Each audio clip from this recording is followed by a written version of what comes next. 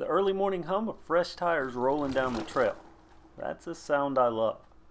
Especially when it's from one of my project bikes that's finally coming into its own, like Project Hydro. This is my third-ish stage of Project Hydro, the Hyper Hydroform. There's lots of stage 2 left, but with some tweaks. Like the brakes, I ditched the $30 afterparts hydraulic brakes and instead used some Shimano MT200 hydraulics. I also changed out the rotors for Shimano as well, getting rid of the Tektro. The Suntour Pixon air fork, that stays, but it does get a hat with the Defender Ride Company mudguard. Now throughout this project, I've changed the wheels at least 3 times, and I finally settled on this WTB STP I-25 wheel set with Novatec hubs. Those are capped off with Continental Race King 2.2 tires, so back to 29er. I had to go back to 29er because I had to get the height at the bottom bracket and the pedal on the downstroke up to hopefully get rid of some of the stage 2 pedal strike issues.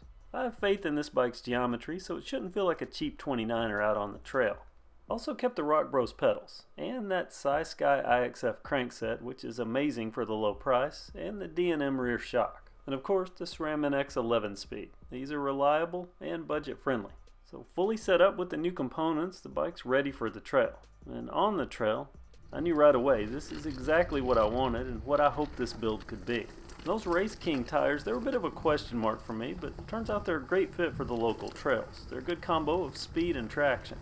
But more importantly, the new wheel set. Going back to 29, it doesn't feel so 29er-ish. Proving to me that the Hydroform has usable geometry. Because there's no greater test than taking a guy that's not all that into 29-inch wheels and asking him to ride them. If there's anything the least bit off, I'll usually notice it right away. And to me, this is pretty good. So the Hydroform with a Suntour Pixon air fork, properly set up, which by the way was super easy, paired with the new wheel set, it's an excellent combo in my opinion. Smooth, it feels like all the right angles, and it's very controllable. And in the back, the D&M air shock takes care of the rest, and that makes this ride, to me, far better than my investment. Meaning it rides like a more expensive bike, I would say one that's probably double the price. I have enough confidence in this, and I'm having enough fun with it that I want to share the experience. I pulled over mid-ride and started sending out texts, open invitations to the local bike shop manager and a few others. And only 2 of them know what this was to begin with. So I have an idea, and I'll get to that in another video, but it should be enlightening to say the least. You know, overall it really didn't have to do all that much to make this what I consider trail worthy. I suspected the Hydroform would be a good canvas, just needing a vision. And now that vision is reality, and I think it's a solid bike. So I think I can call this a win, and the new king of the big box hill. All it took was a good platform, a budget mindset, and a few good, affordable parts. And the end result is a bike that not only do I enjoy riding, but I want others to ride. So stay tuned for that because, as I mentioned, I have something special in mind. There is one thing that only time's going to tell though, and that's those nylon pivot bushings. They're doing their job thus far, but we'll see how they hold up, especially when more aggressive riders get their turn. So now let me answer a few questions that some are likely to have. First, there's a link to all the parts used for this build down in the description if you want more info on the components.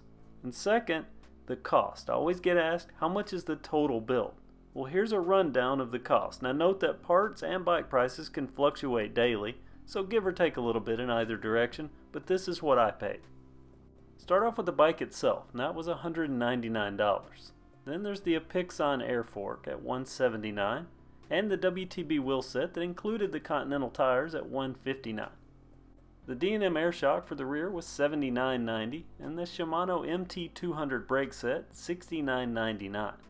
The SkySky IFX crankset $49.99 and the Jessica Ace Kit bars $27.99 with the Shimano rotors at $25.80 for the pair.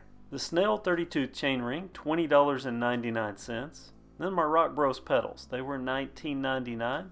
The lock-on grips from BV, $10.99. Finally that Defender mudguard, $11.99.